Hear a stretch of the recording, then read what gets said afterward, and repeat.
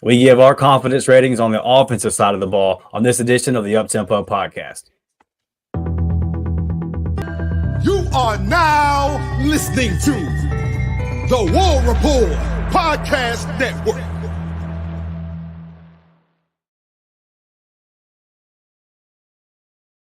Let's go, Uptempo gang, man. I hope everybody's having a good Sunday. I hope everybody is blessed. Dustin Smith and Blake Lane back with y'all another episode. We're going to do what we did Tuesday night, but this time with the offense. This one should be fun, Blake. There's a lot of questions on that side of the ball, and I'm excited to get into it. I know that our crowd is going to have all their opinions about Payton Thorne, who's really going to be calling plays. This one's going to be good, brother. But first off, man, how's your weekend been? I've had a great weekend. I want to start off with I think each and every one of you pray for my little man, Levi. He did great through surgery, 10 minutes crying afterwards when he woke up, and then he was back on his game, crawling all over the place and getting after it. So thank each and every one of you for that.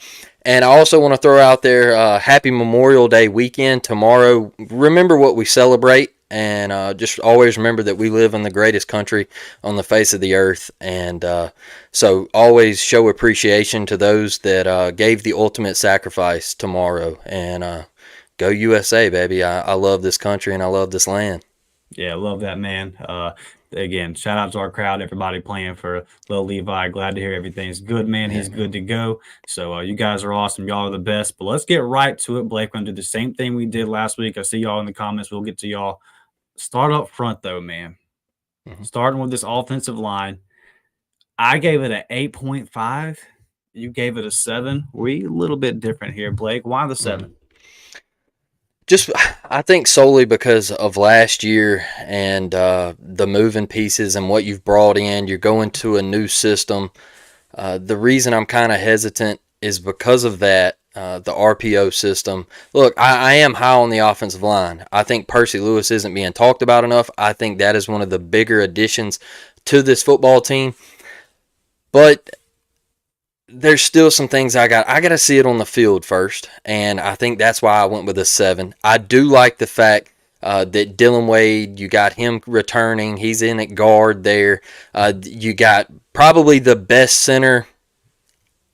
We want to say in the SEC, we want to say in the country, honestly. I mean, I think he's that good in Connor Lew. You got pieces where you don't have to just constantly move people around, have a rotating door. So I think I'm holding it a 7 because I do want to see it on the field first, Dustin. Yeah, that's going to be – it's very different, right? It's there's – how confident are you? And then what is the potential? Like, as we get down this list, you're going to see some of mine that are kind of low. Doesn't necessarily reflect the potential of that room. It's just looking at it right now and saying, what is it?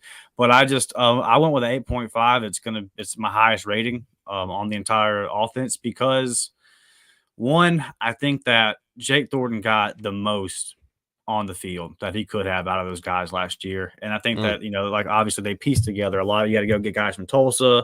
You had to go get a Gunnar Britton from Western Kentucky. The center you started off with was from Eastern Carolina. Eventually a true freshman takes over. But in my opinion, it's a good look for the coach to a true freshman takes over in the middle of the season and he's ready.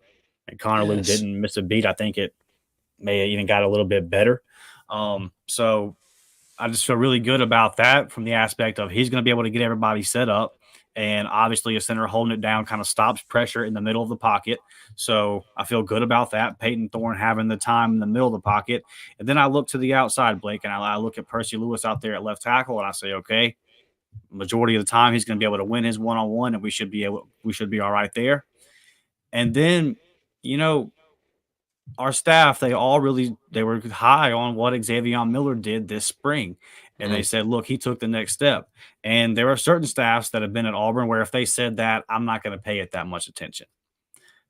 This staff will tell you, bro, if they'll tell you about guys, they'll tell you one way or the other. They told us Caleb Burton's coming on strong in practice, and a couple weeks into them starting to talk about that pretty consistently, we saw him come into games and start getting reps. They told us, hey, Cam Brown really has improved this spring.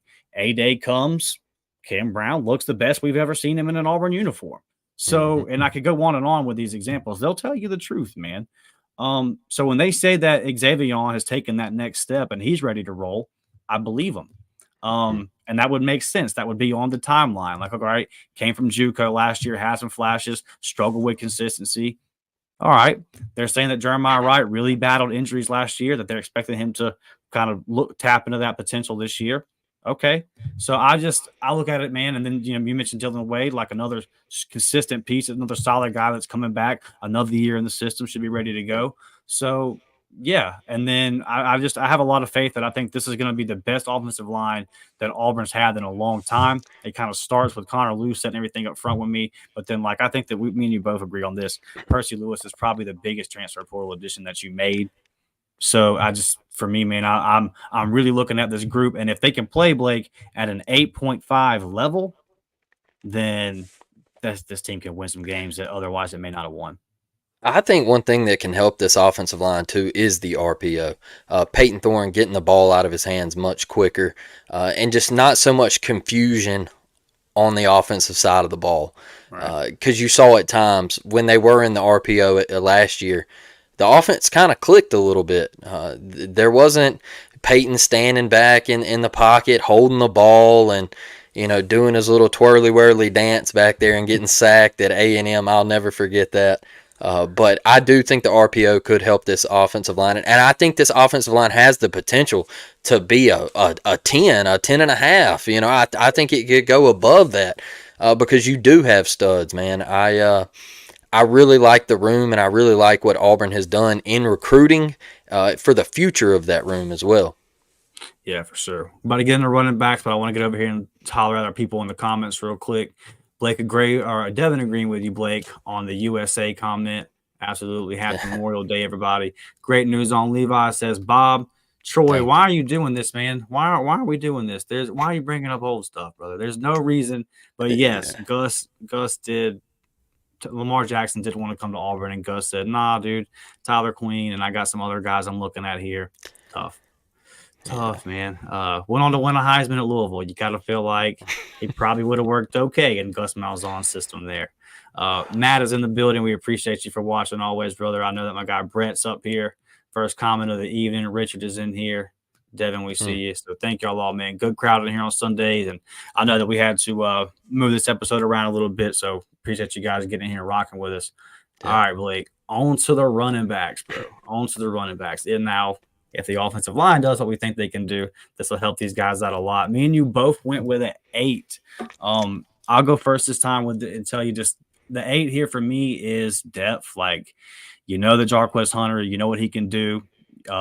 Me and you both kind of agreed. He talked me into it. That 1,000-yard season is coming. And we know what Damari Alston is, and we know what Jeremiah Cobb is. And me and you both think that Jeremiah Cobb is going to have a breakout season this year.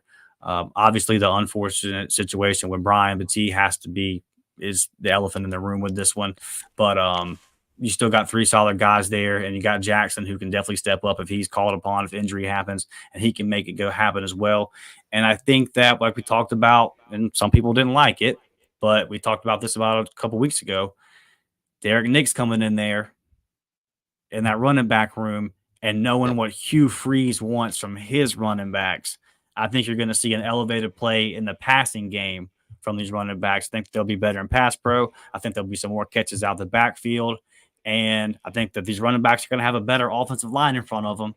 And that's going to obviously lead to them having a bit more holes to run through. So all in all, I think you're going to have 3 guys that have really, really solid seasons. And I think Jarquez touches 1,000. And then I'm going to stand by my prediction that Jeremiah Cobb ends up with more yards than Damari. But that doesn't mean that I think Damari is going to have a bad year. I think that's going to be a fun battle to watch, who takes over that running back 2 spot. I just think that Jeremiah Cobb is so dynamic. But, hey, I would love to see Damari say, hey, y'all don't forget about me. Either way, man, I think something positive is going to happen behind Jarquez Hunter. And then if injury happens, dude, the next guy up is like, cool, I feel good about it. All 3 of these guys, too, have experience. Even Jackson has experience. He's played in a lot of games at this point as well. So you got depth. I like the coaching situation. They're all talented guys. I'm good with the running backs, but I'm going to give it an 8. Yeah, another room where I think it could be a 10 I'm really, really impressed with the running back room. No off-season distractions this year. We're going to hit the ground running with a full slate, and it's good to have Jarquez there, game one ready to go, in game shape. And look, this is another room where I think the RPO game could help the running backs out. Guys not being able to stack the box on your offense, and letting Jarquez eat each one brings something different to the table. Jeremiah Cobb is electric, and I want to see Jeremiah Cobb get him in the red zone, get him in the passing game in the red zone. You saw it a little bit last year. I felt like we didn't use it enough. When he catches the ball out of the backfield, he has the potential for one cut to the house. And I just felt like we didn't put him on the field enough last year. If you're going to burn that red shirt, then put him on the field. Let him go, man. He was your best pass protector. He's a star in the making. Like I said, he gives me Reggie Bush vibes with the ball in his hands. I'm not saying he's that type of electric player, but he gives me those vibes of, hey, one cut, I can take it to the house. And look, Damari, he runs the ball hard. He showed that last year. Had the little hiccup against A&M and everything. I thought he was having a really solid year until that happened. But Jarquez, you saw it last year. As bad as it was, he still almost touched 1,000. Probably would have touched 1,000 if he would have been there for game one.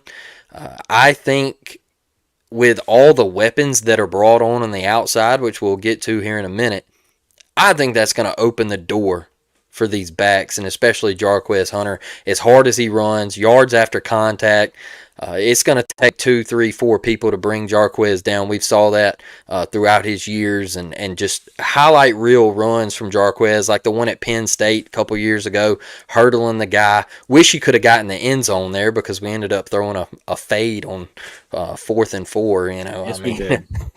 So, yeah, man, wish he could have gotten the end zone, but that's how bad it's been for the Auburn Tigers on offense. I'm super high on the running back room. Unfortunately, like you said, everything that's happened with Brian, look, it's not about football at that point. It's about Brian continuing life. So we're not worried about that. We're not worried about Brian on the football field right now. There's bigger things that need to happen for that kid. So huge for the running back room. Derrick Nix, like you mentioned, I think that's going to play a role. I think he's a heck of a coach. I think him and Hugh just being able to mesh together, be on the same game plan, I think that's going to really pay off for the Auburn Tigers. And, hey, Jarquez, have a year, man. Go out, raise your stock, go to the NFL draft, put another running back in the league for the Auburn Tigers, and have a year, big dog. I think he's going to be pretty damn motivated coming into this season. Got to be. I think he's going to see a guy run really hard and, like you said, man, try to show the league, hey, I'm that dude. And we've seen these flashes for 3 years now. Like, we know what he is, but they'll see a full season of him unleashed. And I think this is the year, man. And I want to add another thing here, too, is one of these guys could have transferred. So I think there's a vision that they see. Derrick Nix coming in, maybe saying, hey, look, this is what I want to do. All right, this is our plan. Auburn's going to run the football. All right, I know we bring in all these weapons, and we brought in Keandre, and we got Cam Coleman, and it looks great on the outside right now. But Auburn's still going to line up and run the football. All right, that's Auburn's DNA. All right, that is, it always has been. So don't get it twisted here. That's the reason I think Jarquez is going for 1K. I think he's going to have a heck of a year, Dustin. Yeah, for sure. And even if Payton Thorne plays at his best, it's still going to be a situation where he's got to run the ball to be successful. We got to run the ball as a team to be successful. He's not going to come out there and throw the ball 40 times over 12 games and Auburn win that way. I agree with this, Blake. I think you do too. Cobb gets more total yards than Austin. Austin gets more rushing yards. I don't know. This is a good one, though, Bob. This is a good one. I can definitely see your line of thinking here. I think I agree with this. Because like you said, Cobb's going to be a lot out the passing game. He was the only running back to have a passing reception last year. He had 2 and nobody else had any. But he's going to have some rushing yards too, man. But this is a good one, Bob. What do you think about this week? I can get down with this just simply because, Cobb's going to be coming out of the backfield. I want to see him more in the screen game. I felt like Auburn didn't hit enough defenses with screens last year, man. Like, get that running back out in space, get that D overflowing, and dump that thing off to a guy like Jeremiah Cobb, and get him some big uglies out there in front of him, and let him go, man. I like Damari. I think he runs it hard. I think they're two different style backs. So, kind of, I keep throwing out the USC Reggie Bush thing. Maybe you could look, Damari runs like a Lindell White, hard nosed between the tackles, and Cobb's more of a flashy, get it out in space. He can still hammer it between the tackles, but he's more get it out on the edge and get it out in space, make a guy miss. So, yeah, I can rock with that. Yeah, it's a good one, Bob.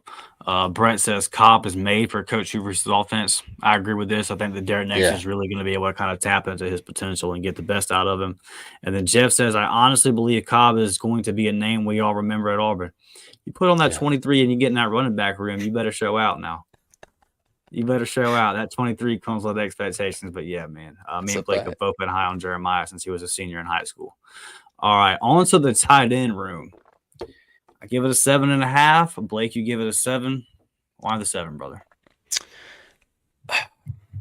Because I need to see more than Rivaldo. I gotta have some guys step up in this room. Micah Riley Ducker. I think he's been a name that's kind of, hearing it. Yeah, it keeps getting thrown around, but there's not that one guy in there like that can do it all. Rivaldo kind of struggled in pass pro last year, man. Like he was more of like, hey, let's just split him outside, and we got to use him as a receiver. It's a deep room, but I need that guy that can kind of do it all in there. I'm still high on the room. I still think we're great. I think it's a solid room, but I need to see a little bit more this year in just pass pro, man. We got to protect, and last year we struggled with that at times. So Luke Deal coming back, I think that's a glue guy. That's a guy in your locker room that the players they love. They want to be around him. They want to spend time with him. You see him at the fireside chats. It seems like the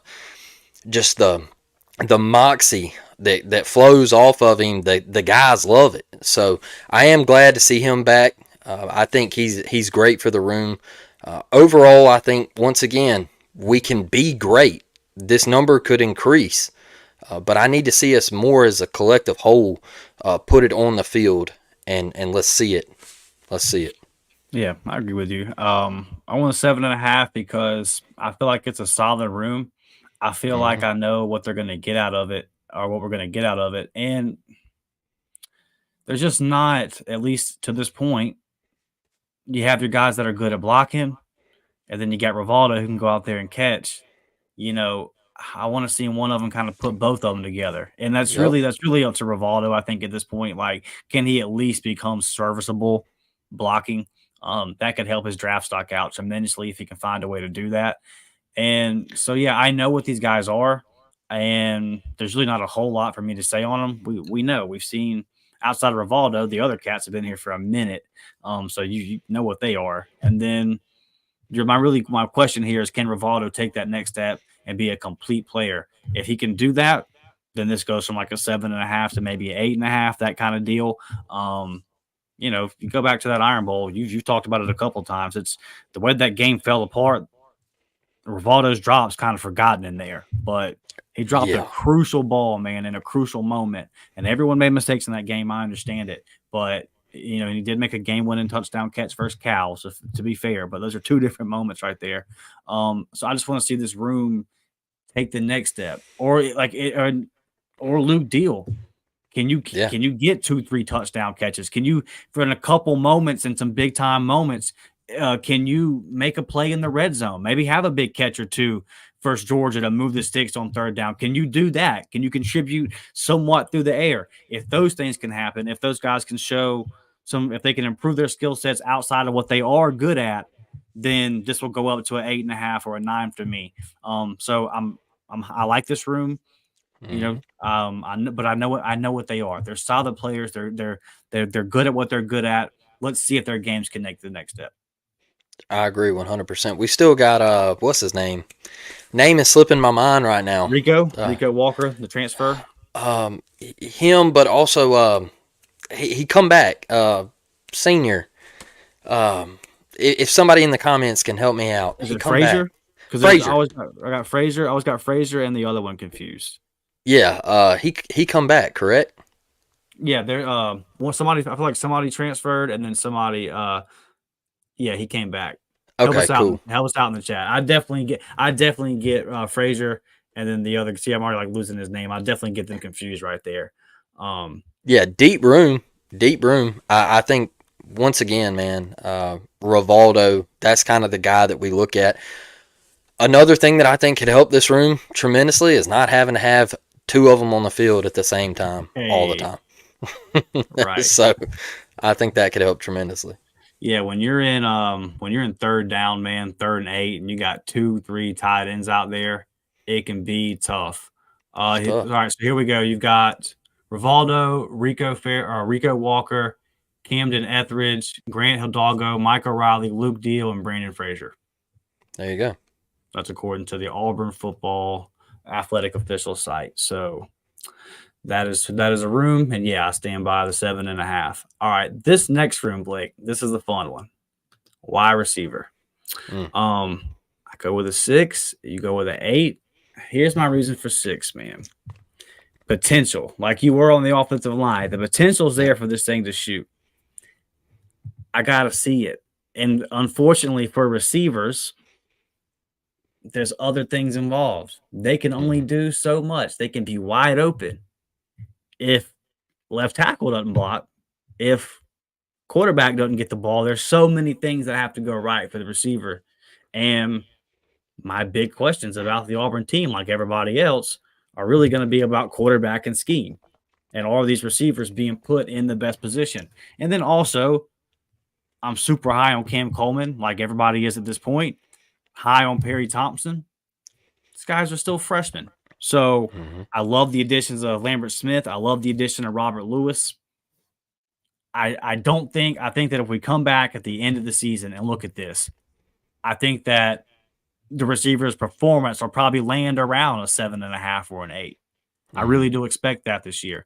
But you can't blame me for not being confident in Auburn receivers. I feel like a 6, based off of what's been happening in the last 8 to 10 years, is actually pretty damn high.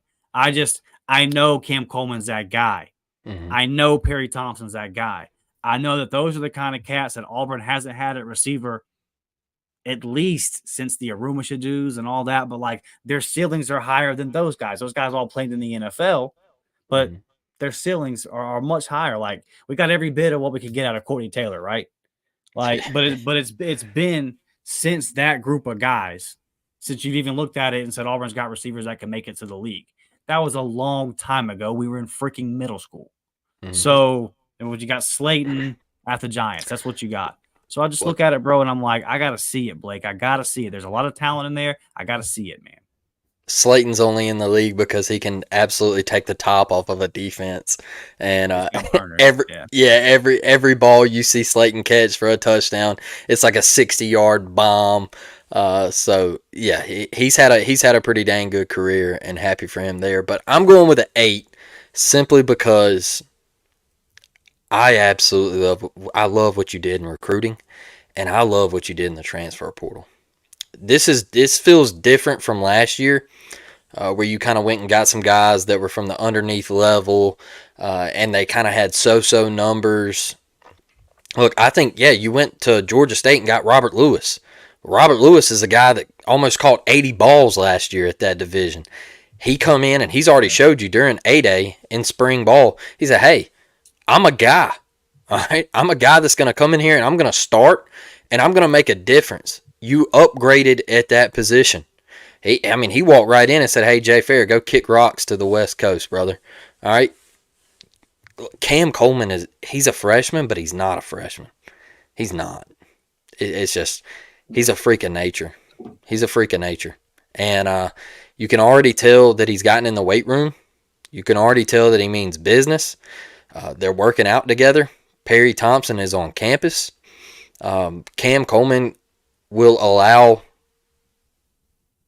Payton Thorne to hit the deep ball a little bit. Cam Coleman can take the top off. He can go across the middle. He can do it all. He can run every route. He is ridiculous. He is a grown man. Perry Thompson, I think one thing he needs to work on is route running. He can block. He can do it all. He was just, at Foley, he just didn't get to do a whole lot because of the way he was used. And he's big-bodied. Like I said, look, I watched him at Mary Montgomery last year. Mary Montgomery played in the 7A semifinals. They lost to Cam Coleman. They're a good team last year, yeah. Yeah, they were solid, man. Their quarterback is going to do wonders at South Alabama. He's a stud. But I saw Perry take their best DB and move him, all right?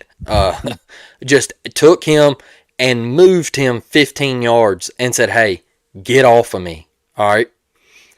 Incredible blocker. Got great hands, man. Like we saw him go up contested catches against Baker at Foley last year. He's got solid hands. You saw him in the Under Armour game make tough catch after tough catch. I think his route running does have to improve. Sam Jackson, the kid from Cal, a lot of people don't think he's going to do big things. There you go, Jeff. I think he could come in and be used in a couple gadget plays if you want to run like a little reverse and him pull up and throw it or something like that. I think you could get him the ball out in space as quick as he is. You remember him against us last year. When he got out in space, man, he was tough. It was just he didn't have much help out at Cal. There's not any dynamic playmakers out there except their running back, and he got knocked out of the game. But I look at Malcolm. You look at Malcolm Simmons, burner, guy that could take the top off. He's going to play as a freshman. Bryce Kane, another guy that's coming in. A lot of potential there. I think he's going to do great things at Auburn. Keandre Lambert-Smith. Man, you go and get a guy from Penn State who, let's be honest, they got two tailbacks that are world class. All right, they run the football. Drew Aller, dude had 800 yards receiving from Drew Aller. They had all this hype on Drew Aller like he was some 5-star, going to be the next world beater. They were, hey, get Sean Clifford out of here. Well, he decides, he's like, hey, bump Drew Aller. I want to play with Payton Thorne. I want to go down here to Hugh Freeze. So obviously there's being a dream sold, all right, to some of these kids. So I like the Keandre Lambert-Smith pickup. I think he is a chain mover. He averaged 12 yards of reception last year. That right there shows me that he can get in the middle of the field. He runs great routes, and he's going to for sure hand it. All right, he's going to make the grab. He's got film of contested catches. He's not a guy that can take the top off or just – he can sneak behind the defense, but he's not a guy that's just a burner, And, I think he's very talented, and we get a year with him. I love the weapons that are on the outside this year. Cam Coleman is going to have to do – look, the pressure, to me, I think he invites the pressure in. I think he's okay with it. I think that's one of the reasons why he come to Auburn is because he said, hey, I'm cool with pressure. You ever seen the LeBron James interview where they sit down and they're like, man, what's the pressure like? He's like, there is no pressure. There is no pressure. All right. I think that's how Cam Coleman feels. There is no pressure. I'm just coming to do what I got to do to change the face of Auburn football. I'm going to prove to you that we can put wide receivers in the NFL. I'm going to show you at A-Day that I can go down the field and make contested touchdown grabs. All right. I can go lay out and make that however he made it. What a catch it was. All right. Yeah. But I think he invites the pressure on him to say, hey, I am that guy. And now you get Perry Thompson on campus and Hugh's gonna get a couple more receivers to come in there with him next year and ball out. I mean, this thing's gonna be filthy at wide receiver. I think that's why I was so excited when Hugh was hired. Is say, hey, we're finally gonna have wideouts at Auburn. We're finally gonna have guys that we can throw the ball out to, and just say, hey, go get 4 or 5 yards, man. Like, you remember Ryan Davis. I thought he was exceptional with getting the ball on a screen and just go picking up 6, 7 yards, man. Like, hit the sideline and go. And now you got multiple guys that can do that. And so I am excited about this room. I think the potential is off the charts. We just know that there's one guy that's got to bring it all together. Yeah. And that's what we come down to. Is that one guy. It falls on his shoulders. Yeah, when you talk about the dream being sold is what Hugh Freeze has done with receivers over his career. That's what he does. He says, hey, look at what I've done. Look at the guys that I put in the NFL. Don't pay attention to last year. Look what I've done over the course of my career. This is what I can do for you.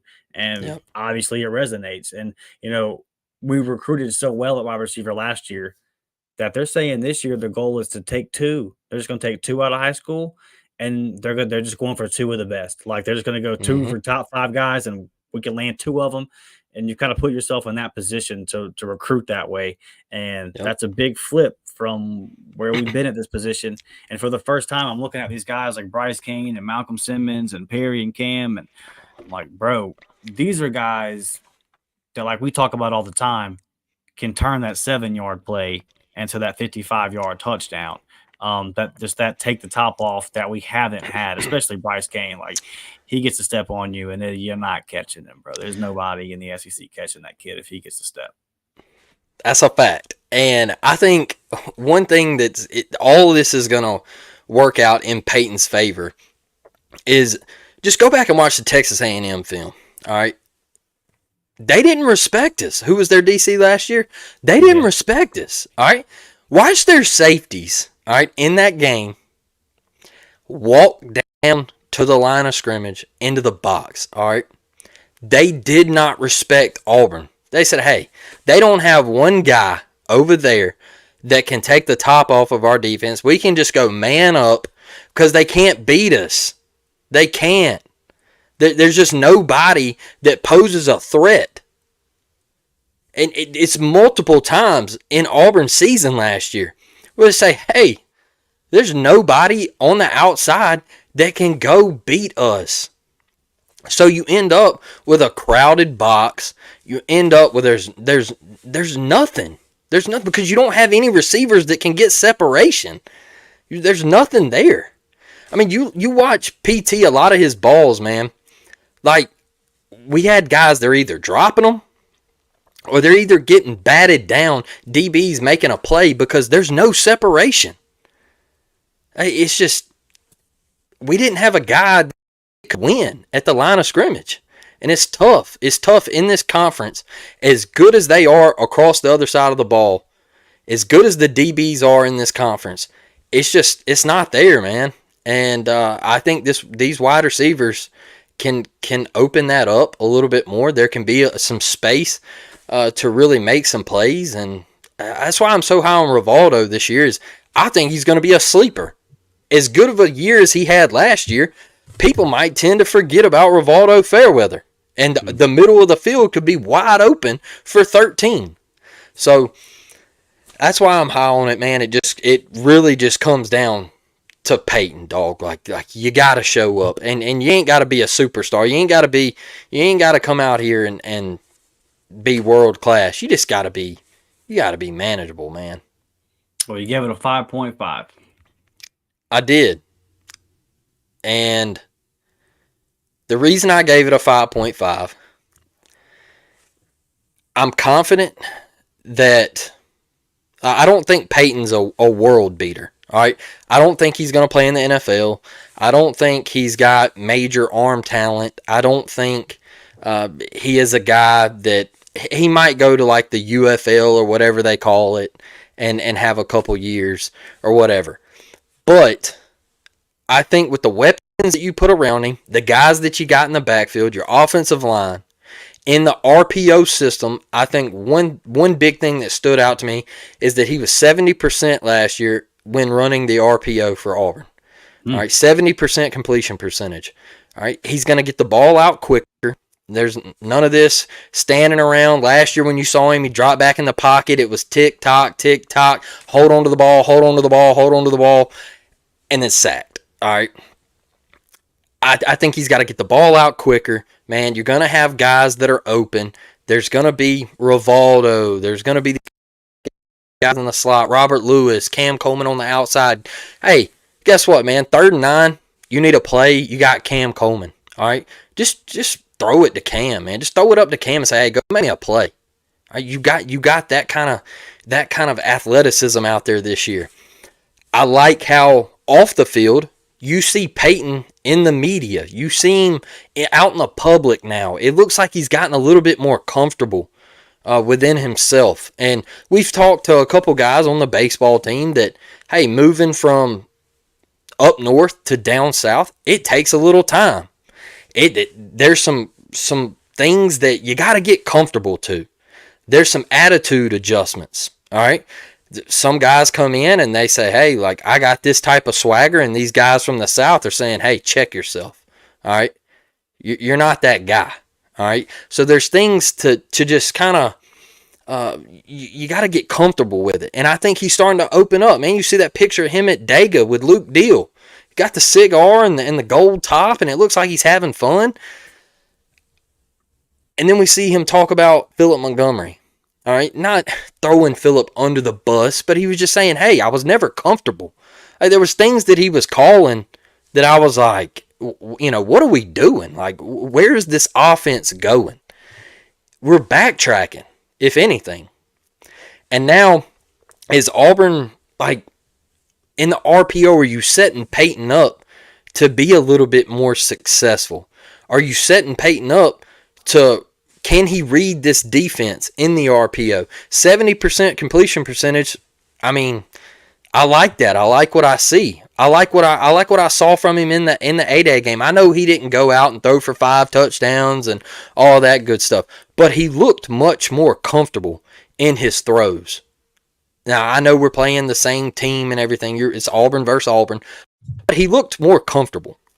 And so I also think with Hugh being in his ear and Derrick Nix being a longtime coach, knowing what Hugh wants to do, everybody's on the same game plan, I think you might see a different Payton this year. And like I said, you're not going to see a guy that's going to come light it up, have a Joe Burrow year. I'm not talking about that, man. Payton's job is to get Auburn to an 8 or 9 win season. That's what we need you to do. If you go out and win 8 or 9 games for Auburn this year, Auburn fans they flip the switch on how they feel about you. Auburn fans completely flip the switch.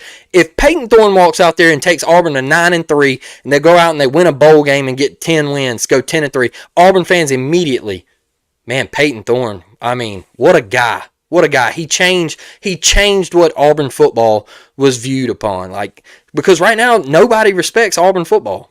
I saw a tweet the other day. People were like, oh, well, they didn't even show Auburn in the NCAA trailer or the EA trailer. First comment was like, why would they? Like, they lost to New Mexico State. Like, they got blown out. You lost every game. After New Mexico State, you lost every game. You lost Alabama, and you had a debacle in that game. You got blown out by Maryland. Why would they show you? You're nothing. So I think if PT was to come out and take you to 8-4, 9-4 with a bowl win, we view him differently. I'm not saying build a statue, but we say, hey, man, you did your job. You did what you were supposed to do. And maybe if he comes out here and wins you 8 games, a Juju Lewis or a KJ Lacey, say, hey, man, if Payton Thorne can do it, I can do it. All right? And I think we would all love a Juju Lewis, Walker White, or a KJ Lacey, Walker White quarterback competition. I think that's what Auburn needs. I mean, your room would be really set up. So I give it a 5.5 because I am confident in Payton that he can. I mean, the only places to go is you can only go up from last year. That's a fact. So I am sitting at a 5.5 because I do have a little bit of confidence that Payton can get it done. And hopefully when we come back to this episode at the end of the year, this thing can be a 7.5 or an 8. And Payton, change his image from Auburn fans, Dustin. Yeah. Good stuff. I hope you're right, brother. Brett says PT doesn't need to make the play or win the game. He needs to get the ball to playmakers to make those plays and win the games. Listen, I would say of the catches that Cam Coleman had at A-Day, only one of them was a great ball. Mm-hmm. I mean, he had to dive out, like their other ones he really had to make happen. So, yeah, all of a sudden your stats look a lot different. If you got a guy like that catching balls that otherwise, the Malcolm Johnsons, and it's just, and the thing with the Malcolm Johnson is like, I'm not knocking him. He was put in a position on the outside to go up and make a play when that's not even his game because we didn't have anybody else to do that. And I see, like Bob says here, yeah, if you weren't primary receiver last year, you're loafing through your route. Let's just call it what it is. Yeah. Shane Hooks and those guys, they loafed, man. They loafed a lot. A lot. Jair Shorter, Nick Marner, a lot of loafing, dude. A lot of loafing. And that's why I just got to the point to where it was, we'll just throw it to VAR. We'll just throw it to Malcolm Johnson on the outside because these guys aren't even running their routes hard. That's just what it became. And we hope that Cam Brown takes that next step. But there was a lot of that from him last year as well. Or like Cam just looked like he got in his own head at some points last year. Like I remember one that was the ball was a little high, but he jumped like super early. He was like coming down as the ball was going over his head. He wasn't coming back and fighting for the ball. Again, looks like he's taking that next step. We'll see. But yeah, this was a problem, Bob. And hopefully this issue is remedied, and this would obviously help Payton Thorne out. How different does it look too? Not just on Payton Thorne, but in the Georgia game, Cam Riley comes up with that pick.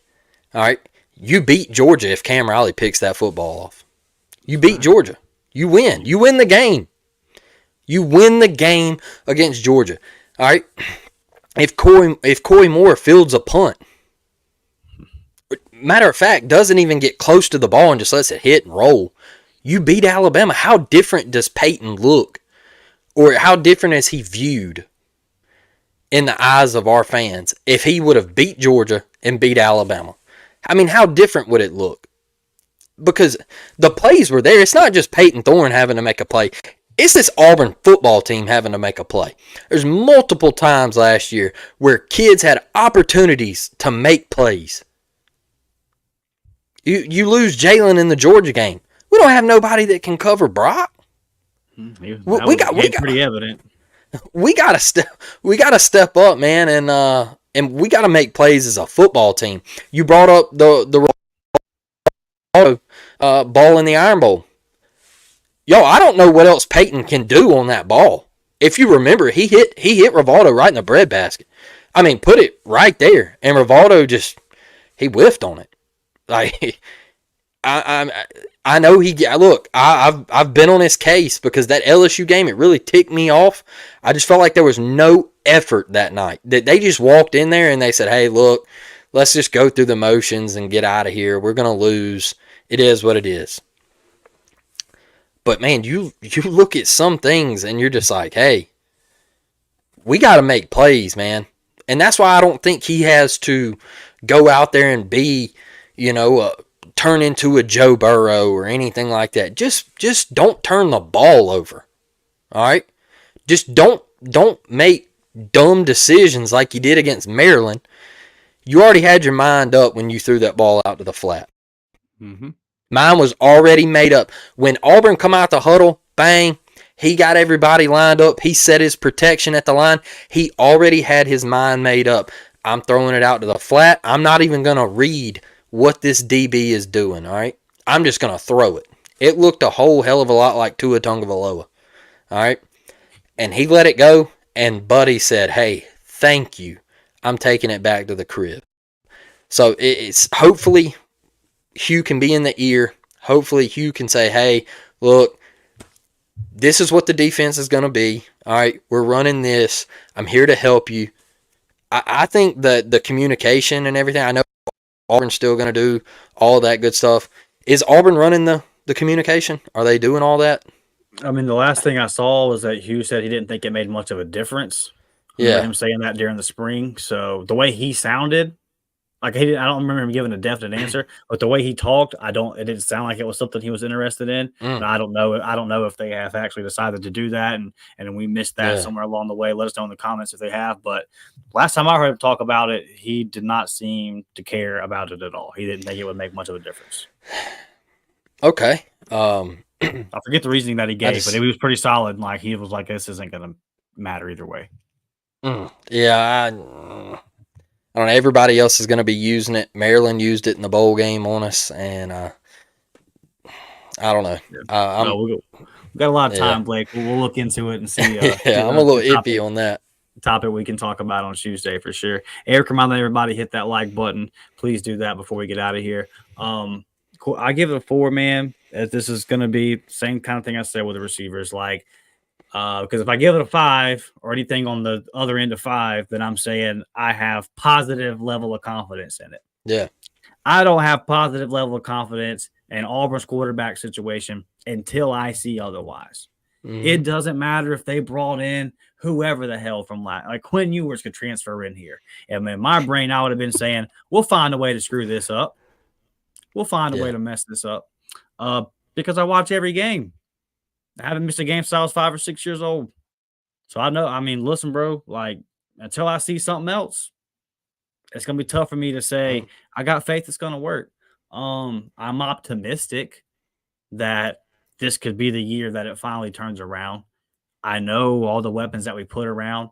I believe that the offensive continuity is going to look better with Derrick Nix working with Hugh Freeze versus whatever in the world happened between him and Phillip Montgomery last year. But I'm done. I am done as an Auburn fan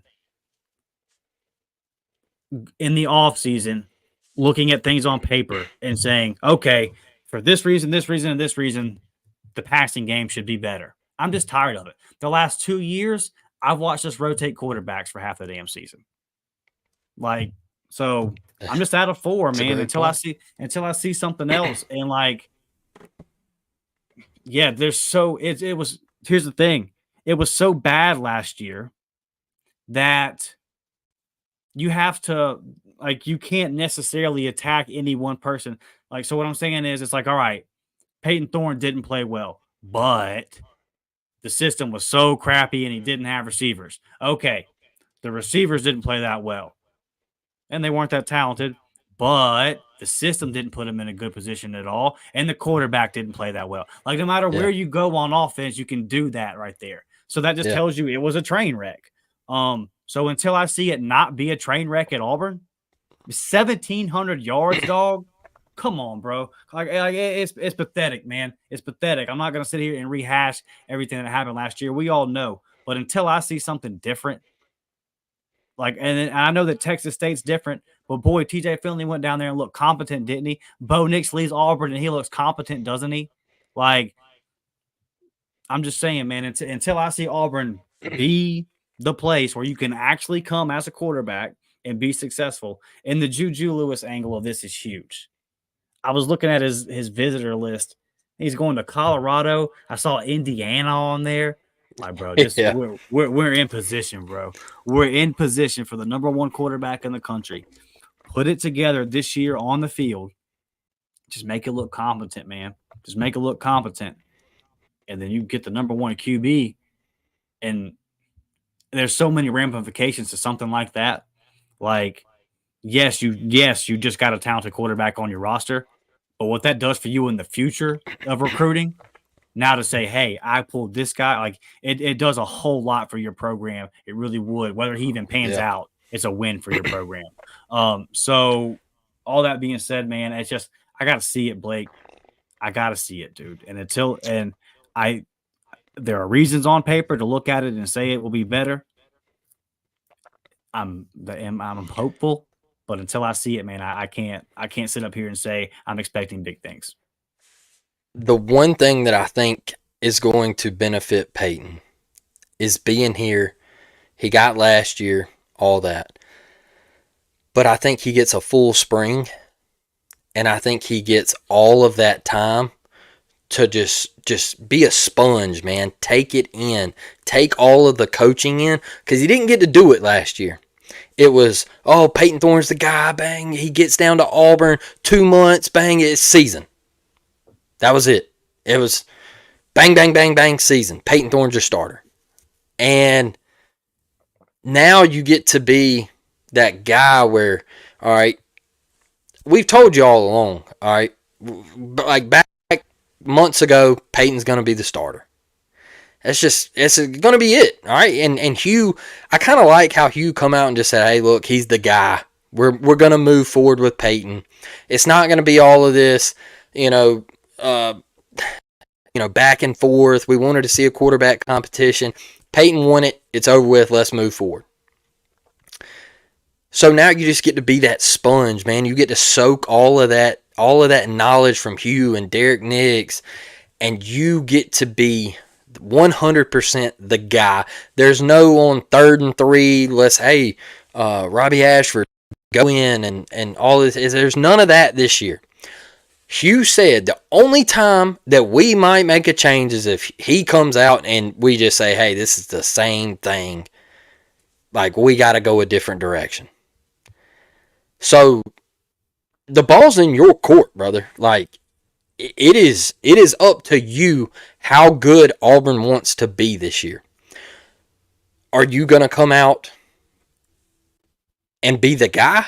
Are you going to take control of this team and be the leader and get us to that 8-9 win mark? Are you going to come out and be the guy from last year whose hands in his pads, oh, today wasn't my day, blase, all that good stuff? All right? That is the one thing that I kind of am hoping for Payton, is he did get that full spring, and it was, you're going out first on A-Day, you're the guy, go prove it. Go be him. We all love Hank Brown. We think Hank Brown's great. I DM Hank Brown, DM'd him right after the bowl game and said, hey, brother, congratulations. You did your job. You stepped up. Now you get an opportunity. Can't ask for much more than that. He bang right back. Thank you, brother. Like, appreciate it. War damn Eagle. All right. I didn't get on there and say, oh, Hank, you're going to be the starting quarterback next year. Yada, yada, yada. It wasn't none of that. It was just say, hey, now you've created heat to go behind Payton. Guess what, Payton? If you don't play well, we got Hank right behind you. Walker White steps on campus. I hope and pray that we don't have to go Walker White. Not for his ability, but I think it's a disaster if Walker ends up getting on the field this year. Like, we're looking at a really, really bad season for Auburn. So I got that in my back pocket for Payton, man. You do get that full year. You got to be comfortable now, right, Dustin? Like, you got to be where, like, Jordan Hare's not a shock anymore. Like, you're kind of. I've seen more fans come out and be like, "Hey, we back Payton Thorne." I have seen a little turn on social media where people aren't just so negative on Payton Thorne 1,000% of the time. So, I know we don't have Twitter and he deleted all that stuff, but you got to be confident this year, man. Like, the ball is in your court. Go play well. Yeah. I mean, a guy that's played as much football as him, yeah, there's no reason for you to be rattled anymore, dude. If you're still getting rattled, then you just ain't got it. This just ain't for you. But I mean, if you look at that 3-game stretch, Arkansas and Vanderbilt, Mississippi State, and I know that those 3 teams are not great teams, but New Mexico State wasn't a great team. Cal wasn't a great team. Hell, I would argue we struggled a lot offensively versus Sanford. That's when I knew, bro. The Sanford game, I was like, all right, dude, we're 3 games in. This offense is toast. And we're about to find out next week versus A&M. And it was. You kind of knew then. We tried to sell it like, well, we scored 45, and it looked like shit. And it turns out that's what it was. Looking at the coaching staff, Blake, I gave it a 4. You give it a 6. I gave it a 4, man. Same line of thinking with the quarterbacks. Now, I think that Hugh Freeze is way above a 4, and this staff is way above a 4. But hear me out. For one, it's going to be Derrick Nix's first year. I'm not going to contradict myself, like I said in the running back segment. I think the running backs are going to be a little bit better because he knows what Hugh Freeze wants. But that's on paper. Again, I thought when Hugh Freeze, remember the episode we did last summer where we looked at the jumps that Hugh Freeze's offense has made from the year before he was there to his first year taking over. And they were so significant that every stop he ever had that we were like, dog, we're going to be better next year. Look at the facts.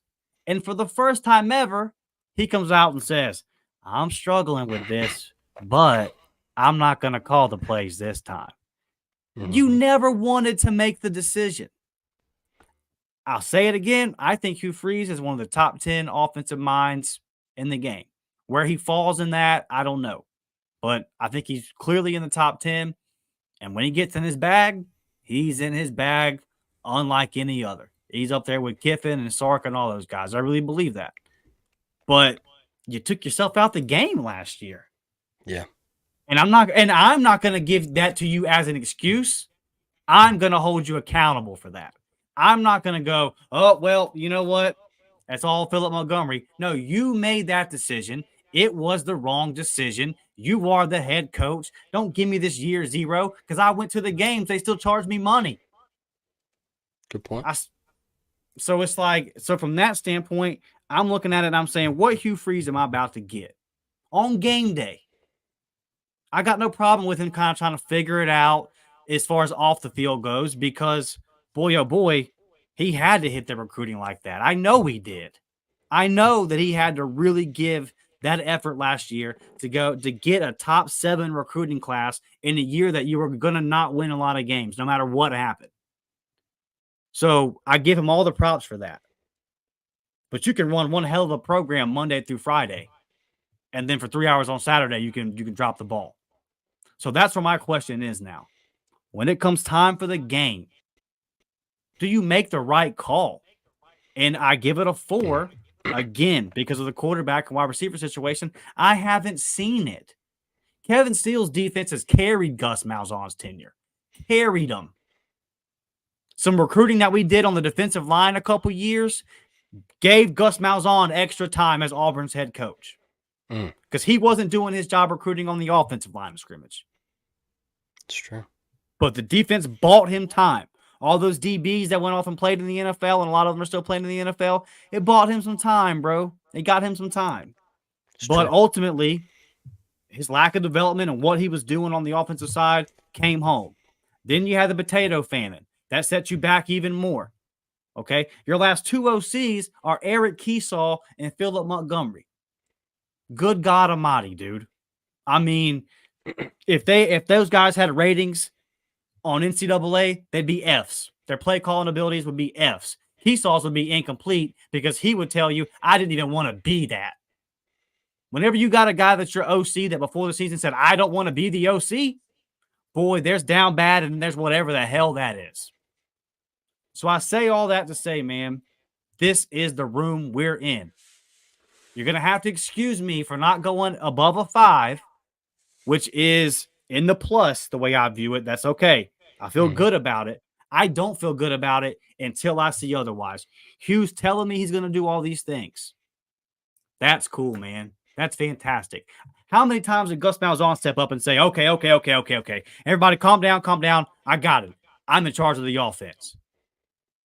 And then the second that something changed up, it was, well, you know what? Actually, I'm giving it to Chad or I'm giving it to Red. I mean, we went through that song and dance 15 times with him. And then we kind of went through it with Harsin. He would never tell us, hey, and now here we are with Hugh last year. I called this play and I called that play. I didn't call that one. Like, man, the whole thing has been such a disaster. And so until I see otherwise on paper, like you said with Payton, it's nowhere to go but up. It really can't go down. But until I see an Auburn head coach, an OC, until I see everybody from the top down put together a competent game plan on offense, I'm not going to sit up here and say that I'm confident in it because, quite frankly, I'm just not, Blake. I'm hopeful. I'm hopeful. It should.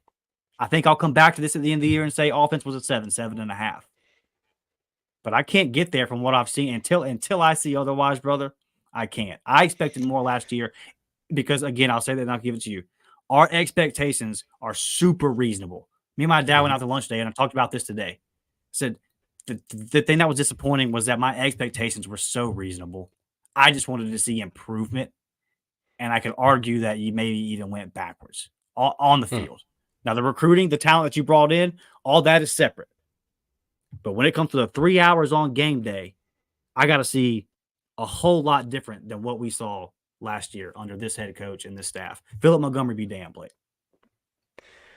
The reason I went 6 here is because I think you got better at what you had, including Cadillac. Look, I know Cadillac is beloved. I love Cadillac. I think he's an all-time great.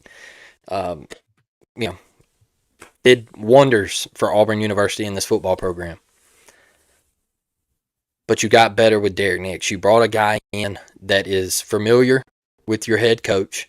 He is on the same game plan. He has coached with him for many years. He knows what Hugh Freeze wants. Now, Hugh Freeze, taking over the play calling. Look, there's no excuses this year. And I think Hugh Freeze knows that. You got blown out on your home turf against New Mexico State. This fan base is not going to put up with what we put up with last year. It's do or die, all right? You got to improve this year. I'm not saying you got to go win a national championship and make college football playoff. It's not what I'm saying. But you got to improve. You got to take Payton Thorne to the next step. You got to put points on the board. You can't get into the red zone and flirt with 6 and end up settling for 3. All right? Go get the 6, add the PAT, go ahead and get you 7 on there. All right? It's just happened too many times in Auburn football where we get down to the 8-yard line and we can't score. There's a false start. We got to kick a field goal, all this stuff. It's just happened too many times, and it happened too much last year. To be honest with you, there was too many times where Auburn would get down in the red zone and then it would just fall apart. It would completely fall apart. It is on you this year to go in and say, hey, this is my offense. Year 1, disaster. All right, let's ball it up. Let's throw it in the trash. But I did what I said I was going to do. I recruited. Well, now you got to do what you say. You got to do what you said that you were going to do. You got to call plays, Hugh. This is on you, brother. Like, you had Georgia on the ropes. You had Alabama beat. And somehow it didn't happen. This is on you. You have to get this ball rolling. It's in your court, man. Just like PT, the ball is in your court. You have to do what you got to do and what you say that you're going to do. It can't be like Dustin said. You get up to the podium and say, well, Derrick was calling plays in the second quarter and we come out after half and I started calling plays and all. None of that this year. All right? I don't want to hear that. I don't want to hear, I called the game-winning drive against Cal and I knew we needed it, so I picked up the card and I led us down the field and scored. I don't want to hear that this year. All right? It is on you. I gave you a 6 because I believe in what you brought in. I believe in Derrick Nix. I believe that you've coached together for many years. You were both on the same page. And I believe in the talent that you brought in. That is my biggest thing. I believe that Cam Coleman will go down as the greatest receiver to ever play in an Auburn uniform. I think Perry Thompson. I think Perry Thompson will have the same effect. All right. I think when Perry Thompson leaves Auburn, I think you're going to look at these two guys and say, man, we got to watch 2 greats in an Auburn uniform. But I can't have all the flip-flopping and all of this where it's Payton Thorne or Hank Brown or, it's Derrick Nix or me or whatever. it's got to be you. All right, and I'm not giving you the pass this year of recruiting because I gave you that pass last year. I gave you the pass that you stood up on the podium, you told us that we all sucked, and as fans, short for fanatics, including myself, I was like, oh, we don't suck. Get out of here, man. You're crazy. Like, how dare you come in here and say that we suck, And I'm like, this is a 7-5 football team, Possibly could win 8 games. Sometimes I was even thinking there for a stretch we were going to win 9 games last year. And so I'm sitting here and I'm just like, all right, we told us we sucked. We actually do suck, So, yeah, I'll give you the pass. But there is no more passes this year. You got blown out by New Mexico State. And so this fan base is going to be on your neck. Like, you can't come out. I'll tell you what. Can't come out this year if you lose to Cal or Arkansas. This fan base is going to lose it. This fan base is going to lose it. They are must-win games, and I know we'll do our confidence ratings on the schedule and all that. We'll break down all the games and where we place them and all that. Look, those 2 games are really high on my list because if you lose one of them, oh boy, this fan base is going to be livid because guess what that means? You suck. All right, you suck. Because you're at home and you just lost to Cal or you just lost to Arkansas. 2 programs, let's be honest. Cal ain't been nothing since, Aaron Rodgers and Deshaun Jackson and Marshawn. They haven't been worth a damn in years. All right?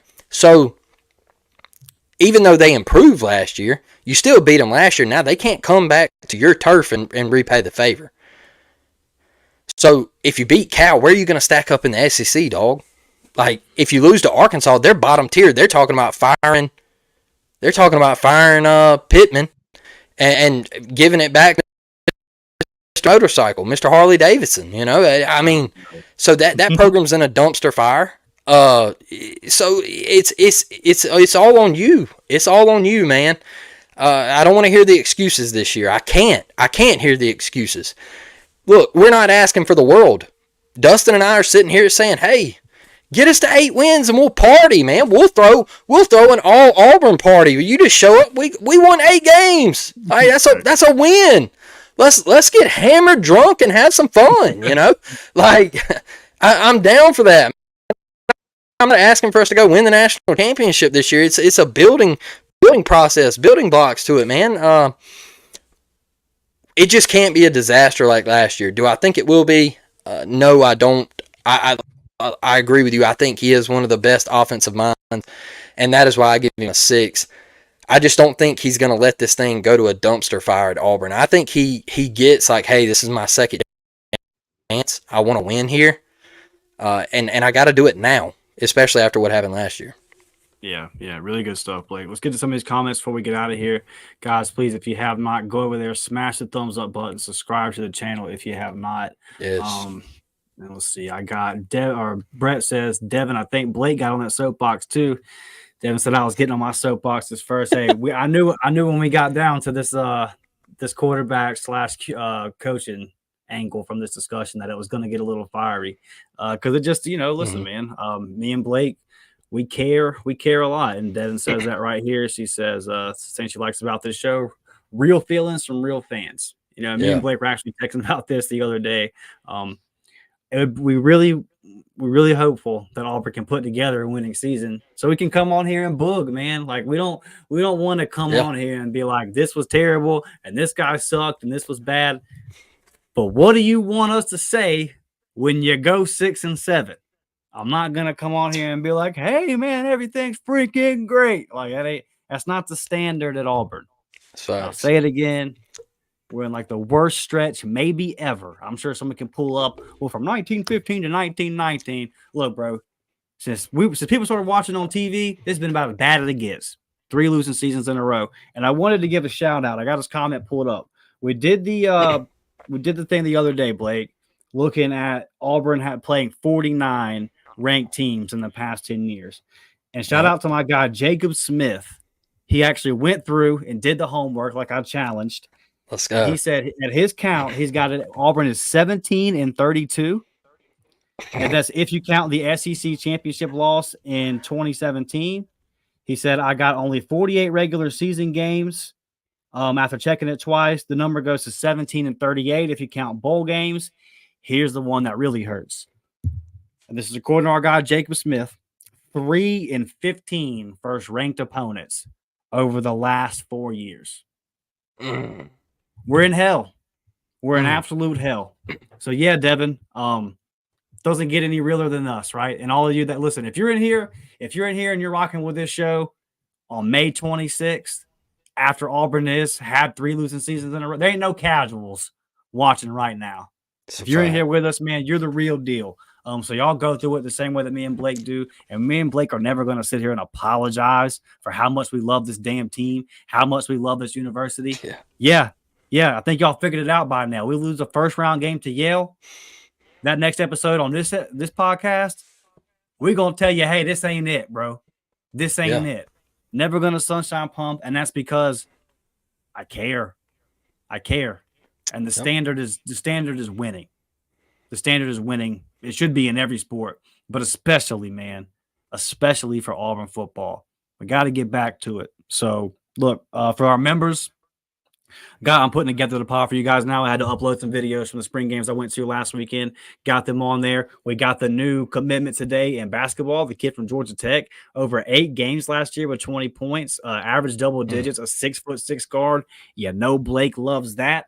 Now I'm looking at Denver Jones. I'm looking at this kid, and I'm saying, I got a couple of guys that got a little bit of size on them at the 2 spot that can also put the ball in the hole. So we're going to get over there and look at his highlights, take a look at some of the recruiting. So be on the lookout for that. I'd say the next 48 hours or so that they'll be up for you guys. So that's all I got tonight, Blake, man. Good show. It's been a lot of fun, and we're going to be back Tuesday night.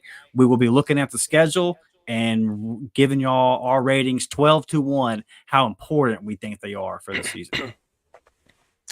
Yeah, I'll end on, guys, if you haven't become a member and you're watching, go join. Dustin breaks down some great stuff, and we put together the member pods and all that stuff, and we release them to you. The gameplay, man, look, the graphics, if you're not into video games or whatever, just go check these graphics out on this game that is coming out. There's been some leaks from some gamers that got to go down to Orlando last week and actually test the game. And some of the guys took pictures and stuff of what the game looks like, and it looks incredible. Like, one of the guys tweeted and was like, hey, this is insane how good this game is going to be. Feels completely different than Madden. And I know that's what a lot of gripe was early on, was that everybody was just like, oh, it's just going to be a reskin of Madden. He says it plays a lot faster than Madden, and it's really, really coming together well. And look, JV squad, if you want to just become a JV member, we always try to pull up your comments and everything in here, and we want to be a family, and we want to have fun, and just like the game day group chat, we have a blast. We've talked about Braves baseball, Yankees baseball, Red Sox baseball. It don't matter. We'll talk about anything right now. We've talked about Auburn's men's golf team. Hey, get it together, boys. All right, get it together. All right, we got to make the top 15 and all that. And then tomorrow, I think we got to make the top 8, if I'm not mistaken. I think that's how it works and all that good stuff. So we're just rolling, and we thank each and every one of you. All of you have been just amazing, just filling up the comments and watching on these live shows. We appreciate each and every one of you, and we're damn Eagles. Yes, sir. We'll be back Tuesday night, 7 p.m. We'll see all of y'all there. Thank y'all for joining us tonight, man. We'll catch you on the next one. War damn.